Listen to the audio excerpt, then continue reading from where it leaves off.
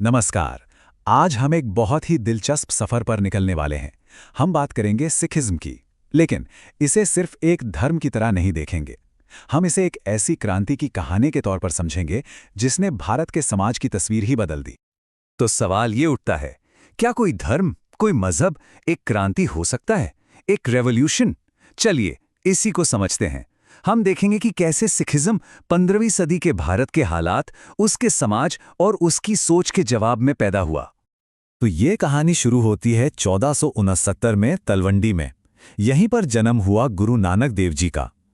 अब जरा उस वक्त के समाज को इमेजिन कीजिए। एक ऐसा समाज जो जातियों में बुरी तरह बटा हुआ था। हर तरफ मुश्किल रस्म रिवाज थे और औरतों को बराबरी का दर्जा तो दूर की बात थी। मतलब समाज पूरी तरह जकड़न में था। और इसी माहौल के बीच गुरु नानक एक ऐसा आइडिया लेकर आए जिसने सबको चौंका दिया। एक ओंकार, यानी ईश्वर एक है। पूरी इंसानियत के लिए बस एक ही ईश्वर। सोचिए जरा, उस जमाने में जहां इतने सारे देवी देवता थे, इतने कर्मकांड थे, ये कहना कि भगवान तक पहुंचने के लिए किसी पंडित या मौलवी की जरूरत नहीं है, ये एक बहुत बड़ी, एक बहुत ही रैडिकल बात थी। इसने भगवान को कुछ खास लोगों के चंगुल से निकालकर सीधे आम इंसान से जोड़ दिया। लेकिन गुरु नानक सिर्फ एक फिलॉसफर नहीं थे। उन्होंने इस एक सोच को, इस एक विचार को सिर्फ किताबों तक नहीं रहने दिया।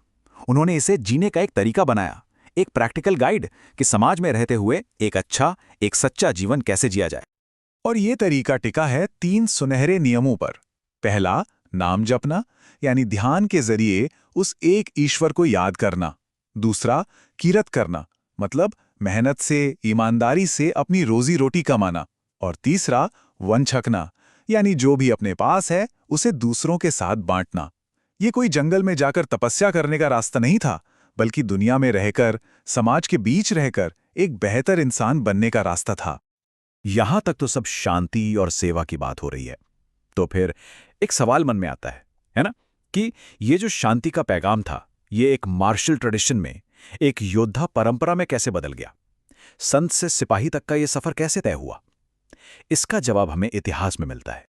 देखिए, गुरु अर्जन देव जी की शहादत, वो एक टर्निंग पॉइंट था। मुगल साम्राज्य का जुल्म बढ़ता जा रहा था और सिख समुदाय को ये एहसास होने लगा कि अगर अपने उसूलों को, अपनी पहचान को बचाना है तो सिर्फ भजन कीर्तन से काम नहीं चलेगा। उन्हें बदलना होगा, खुद की रक्षा के लिए तैयार होना होगा। और इसी जरूरत का जवाब था मीरी और पीरी। छठे गुरु, गुरु हरगोबिंद जी ने ये कॉन्सेप्ट दिया। उन्होंने 2 तलवारें पहनी, एक पीरी की जो आध्यात्मिक ताकत का प्रतीक थी, और दूसरी मीरी की जो दुनियावी यानी टेम्पोरल पावर का प्रतीक थी। संदेश साफ था, धर्म की रक्षा के लिए भक्ति और शक्ति दोनों जरूरी हैं।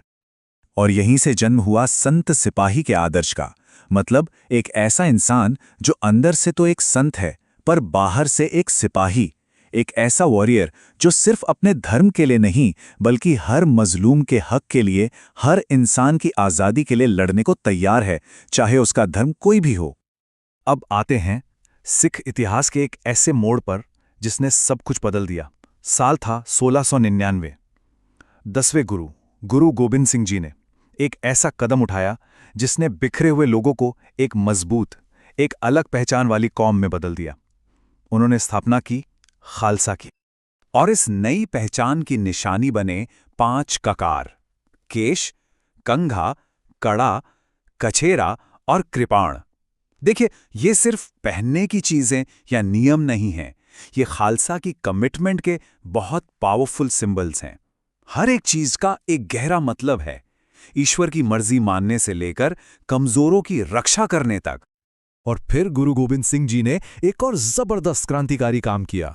उन्होंने हर सिख पुरुष को नाम दिया सिंह, यानी शेर, और हर महिला को नाम दिया कौर, यानी राजकुमारी। ये उस जमाने में जाति पाति के सिस्टम पर एक सीधी चोट थी, क्योंकि आपकी जाति आपके सरनेम से ही तो पता चलती थी। इस एक कदम ने सबको बराबर बना दिया, एक परिवार की तरह। तो ये तो हुई इतिहास की बात। लेकिन सवाल यह है कि गुरुओं के दिए वो उसूल, वो सिद्धांत आज कहां जिंदा हैं? आज के जमाने में ये क्रांति कैसे चल रही है? चलिए देखते हैं। इसके सबसे बड़े उदाहरण हैं गुरुद्वारा, लंगर और संगत। ये सिर्फ इमारतें या रस्में नहीं हैं, ये सिख फिलॉसफी की जीती जागती मिसालें हैं। गुरुद्वारे के 4 दरवाजे हमेशा खुले रहते हैं, मतलब कोई भी किसी भी धर्म का, किसी भी जाति का हो, अंदर आ सकता है। और लंगर, जहां अमीर गरीब राजा रंक सब एक साथ जमीन पर बैठकर खाना खाते हैं। इससे बड़ा बराबरी का सबूत और क्या हो सकता है। ये लंगर सिर्फ एक परंपरा नहीं है, ये वही तीसरा सुनहरा नियम है, वर्ण छकना, यानी बांट कर खाना। आपको पता है, ये दुनिया का सबसे बड़ा फ्री फूड सिस्टम है। ये समाज में ऊंच नीच के खिलाफ हर रोज होने वाली एक खामोश क्रांति है। और बात सिर्फ जाति की नहीं है, बात बराबरी की है तो महिलाओं की भी है। गुरु नानक देव जी ने कहा था, सो क्यों मंदा आखिए जित जम्मे राजाना, मतलब उसे बुरा क्यों कहें जिसने राजाओं को जन्म दिया है। उस जमाने में ये सोचना भी एक क्रांति से कम नहीं था।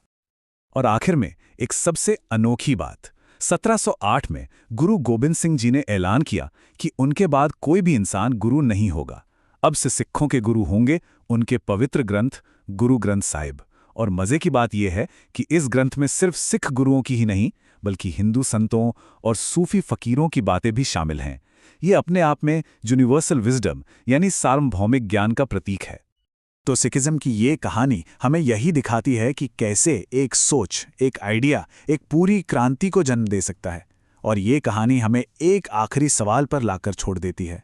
आज की दुनिया में जहां हम आज भी भेदभाव और बंटवारे की लड़ाई लड़ रहे हैं, वहां सेवा, बराबरी और हिम्मत का ये संदेश कितना जरूरी है, कितना रेलेवेंट है, सोचने वाली बात है।